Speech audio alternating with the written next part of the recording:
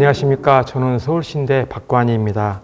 제가 발표하는 논문은 교회 규모별 교회 선택 행동 연구에 관한 논문입니다. 본 논문은 제가 5년 전부터 관심 가졌던 예배 과정 플랫폼 개발에 관련된 영역입니다. 이거는 초기 기독교의 위기 앞에 기회로 만들었는데 그 기회가 되었던 핵심 내용이 세례 예배 과정에 대한 현대 예배학적 해석입니다. 본 연구는 총 5단계로 되어 있는데 네 번째 단계인 교회 규모별 교회 선택 행동 관련된 연구입니다. 논문을 자료집에 보면 구체적인 논문 내용들이 있는데 저는 요약해서 핵심적으로만 설명드리겠습니다. 한국 사회의 2020년도 한국 사회는 1962년도에 한국에서 주민등록제가 시작된 이후 60년 만에 인구 감소가 시작된 해입니다. 올해부터 매년 2만 명씩 감소하게 되어 있는데요. 이것은 쉽게 얘기하면 한 개의 군 단위가 매년 소멸한다는 얘기입니다. 그리고 1970년생 개띠죠. 개띠가 목회에서 은퇴할 나이인 2040년경에는 인구 감소가 가속화로 인해서 매년 10만 명 정도의 중소도시가 소멸합니다. 그러니까 그 안에 있는 많은 교회들이 있겠죠. 그 교회들은 다 거의 소멸해서 폐쇄의 위기에 처할 상황에 되어 있습니다. 코비드19에 처해 있는 한국 교회는 어떤 상황이냐면 교회는 1교회 2예배 체제로 구성되어 있고 회중은 1인 2교회 시대를 시작하게 되었습니다. 이거는 쉽게 얘기하면 노년층일수록 현장 예배를 선호하게 되어 있고요. 젊은 층일수록 온라인 예배를 선호하는 것을 의미합니다. 그래서 코비드19로 한국교회의 축이 지금 변화하고 있습니다. 이것은 기존의 현대목회의 목회사의 플랫폼이 변화하고 있다는 것을 의미합니다. 첫 번째로 잠재적 자립교회가 10%가 잠재적 자립교회인데요. 미자립교회가 80% 이렇게 되어 있죠. 한국교회는. 그런데 이 잠재적 자립교회의 10%가 미자립교회 80%로 축이 움직이고 있어요. 그래서 미자립교회는 전체 90%가 될 예정입니다. 이것은 교회 생존의 축으로 저는 생각하고 있습니다. 그리고 기존의 사역에서도 오프라인이 대부분이었는데 이제는 오프라인에서 온라인 축으로 변화하고 있습니다. 이것을 사역의 축으로 이해할 수 있습니다.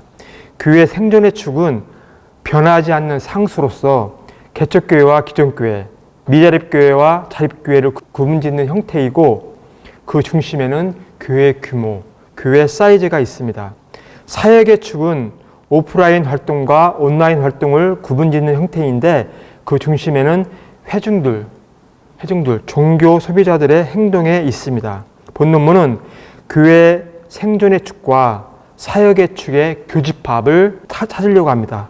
쉽게 말하면 교회 규모와 교회 선택 행동의 교집합을 이론적으로, 학문적으로 근거를 찾고 이거를 실제적으로 한국교회에 적용을 해서 목회에 도움을 주고자 하는 취지로 연구하게 되었습니다.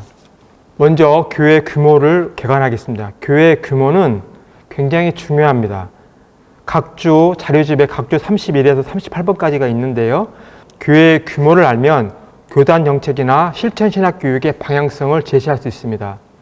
또한 교인의 분포 정도와 형태를 파악할 수 있습니다. 그리고 목회 사역의 특징을 규정지을 수가 있고요. 그리고 한국교회의 미래를 예측하고 방향을 제시해 줄 수가 있습니다. 그 외에 여러 가지 요인들이 있는데요. 자료집에 참조하시면 좋겠고요. 교회 규모는 기존의 연구에서는 주일 대예배 출석 교인 수를 근거로 해서 생각을 했거나 또는 헌금액으로 많이 보았습니다. 본 연구에서는 주일 대예배 출석 교인 수와 헌금액, 기존에 연구했던 방법들에다가 교회 성장 장벽이라고 있습니다. 교회 성장 장벽이라는 이론을 거기에 추가를 하고 그리고 요즘에 빅데이터 시대죠. 빅데이터 중에서 데이터 마이닝 기법이라고 하는 방법을 해서 교회 규모를 8개로 잡았고요. 8개를 분류를 했고 구체적으로 10개로 분류를 세분화했습니다. 데이터 마이닝 기법은 수많은 정보 속에서 규칙을 발견하고 군집화하고 자료를 세분화해서 그 속에서 패턴을 찾고 그 패턴의 규칙 속에서 예측을 하는 겁니다. 그래서 그런 과정을 겪는데 본 논문에서도 이런 과정을 겪게 되었습니다. 종교 선택 행동을 개관을 해보겠습니다. 자료집에 41쪽 표 2에 있습니다. 이 종교 선택 행동 모형은 이론적 근거는 이렇습니다. 미국 종교사회학자 마틴 리제브르토가 말한 그 글로벌한 종교 이론이 있습니다. 그 종교 이론에 의뢰 이론, 문화 인류학에서 얘기하는 의뢰 이론을 접목했습니다. 그래서 그거를 문화 의뢰학적 종교 이해로 모형을 갖추었는데 이거는 구체적인 자료들을 보려면 기독교 신학논총의 85집, 83집, 118집에 있습니다. 거기에 경영학의 한 분야인 마케팅이라는 영역이 있는데 마케팅에는 소비자 행동론이라는 구체적인 자료들이 있습니다. 그 자료에 보면은 종교 소비자를 어떤 행동을 그들을 어떻게 이해할 건지 그 내용이 있거든요. 이 세 가지를 접목을 해서 종교 선택 행동 모형을 만들어냈습니다. 종교 선택 행동의 정의를 보면 개인이 종교 선택 과정에서 의사 결정을 할 때 종교 선택하는 요인이 있습니다. 욕구나 종교 시설 규모가 있는데 이거에 따라서 정보 처리 과정을 통해서 종교 소비자는 신념과 태도가 형성되거나 강화되거나 변화되는 복잡한 심리 과정을 갖게 되는데 이거를 설명하는 모형입니다. 구체적으로 설명을 하게 되면 종교 선택 이전 행동, 종교 선택 실행 행동, 종교 선택 이후 행동으로 세 가지가 있는데요. 종교 선택 이전 행동은 심리학적으로 보면 이미지 평가 영역이고 종교 선택 실행 행동은 기대 성과 불일치와 인지 부조화 영역이 여기에 포함되고요. 종교 선택 이후 행동 과정은 귀인 과정을 설명하고 있습니다. 종교 선택 이전 행동 이미지를 보면 기존 특정 종교가 자신의 욕구를 채워줄 수 있거나 긍정적 이미지가 있는지 그리고 특정 종교 시설 규모가 어떤지 판단하는 기준이 있습니다. 선택 실행 행동은 자신이 선택하고자 하는 특정 종교에 대한 욕구와 이미지가 실제로 부합한지 기대 성과 불일치죠. 종교 시설 규모가 자신에게 맞는지 인지 부조화 과정을 통해서 행동을 하게 됩니다. 그리고 마지막으로 이후에 교회를 선택하고 나서 이 교회가 내가 잘 선택했는지를 확인하는 게 귀인 과정인데 이 과정을 겪어서 최종으로 교회를 또는 종교를 선택하게 됩니다. 이와 유사한 개념은 회중의 교회 이탈 과정이 있습니다. 1918년도 68회 자료집에 자세하게 나와 있습니다. 끝으로 이제 마무리하겠습니다. 실증 분석, 교회 규모를 실제 분석했을 경우에 크게는 7가지, 세부적으로는 10가지로 있고요. 구체적인 내용들은 자료집 50쪽 표 5를 참조하시면 됩니다. 그리고 종교 선택 행동의 실증 분석 결과를 보면 자료집 54쪽 표 6에서 8을 보시면 됩니다. 제가 간단하게 설명하겠습니다. 교회 선택 이전 행동의 결과를 보면요. 재밌습니다. 영적 욕구 만족을 위해서 일주일에 3번 공예배를 참석하고요. 예배, 목회자, 물리적 결의가 교회 선택과 이탈의 주요 요인이었고요. 전도는 미디어, 목회자보다 지인의 권유와 입소문이 효과적이었습니다.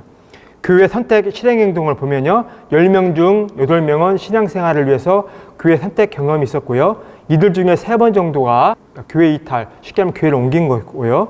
주일 대예배 참석 중심으로 교회 출석은 5년 미만 집단하고 5년에서 10년 미만 집단, 두 집단으로 나눠져 있는 걸 알 수가 있고요.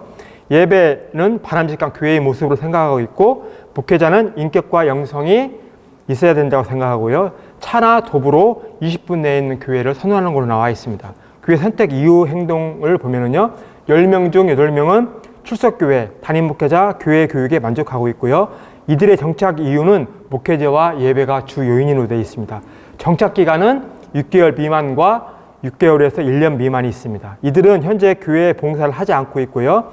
예배 참석만 하는 소극적인 활동을 합니다. 교회 내 적극적으로 봉사 활동을 희망하고 있습니다. 교회 규모별 교회 선택 행동은 끝으로요. 제가 2030년경에 정도에 이 일이 일어날 줄 알았는데 코비드19로 인해서 10년이 앞당겨서 지금 이루어지고 있습니다. 참 안타까운 일인데요.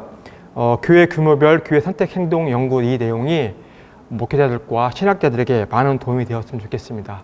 끝까지 경청해 주셔서 감사합니다.